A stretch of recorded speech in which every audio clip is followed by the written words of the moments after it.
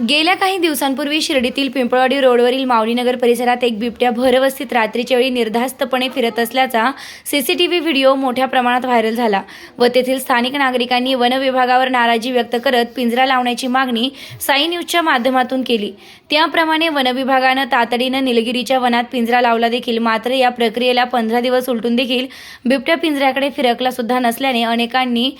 सुटकेचा निश्वास सोडत बिबट्याने आपला मुक्काम दुसरीकडे हलविला असल्याचा समज करून घेतला होता। मात्र काल रात्री पुन्हा एक धक्कादायक सीसीटीव्ही व्हिडिओ अनेक व्हॉट्सअप ग्रुपवर व्हायरल झाला असून आता त्यात चक्क 2 बिबटे रात्रीच्या वेळी त्याच परिसरात निर्धास्तपणे फिरत असल्याचं दिसून येत आहे। साई न्यूजच्या माध्यमातून आधीच्या घटनेवेळीच त्या परिसरात बंद असलेल्या पथदिव्यांबाबत माहिती देण्यात आली, मात्र कोट्यवधींची विकास कामे सुरू असताना सौर ऊर्जेवर चालणारे आकर्षक पथदिवे बंद असल्याबाबत माहिती असूनही नगर परिषद प्रशासन त्याकडे साफ दुर्लक्ष करत असल्याचे दुर्दैवी चित्र असून रात्रीच्या वेळी आजूबाजूला शेत व झाडी तर एका बाजूला दाट वस्ती असलेल्या परिसरात बिबट्याचा वावर अतिशय धोकादायक असून अंधारात दबा धरून बसलेल्या बिबट्यानं हल्ला केल्यास जबाबदार कोण, असा सवाल आता रस्त्याने येणाऱ्या जाणाऱ्या नागरिकांनी विचारला असून नगर परिषद प्रशासनाला एखाद्याचा जीव गेल्यानंतर जाग येणार का, असा संतप्त सवाल नागरिक विचारत आहेत।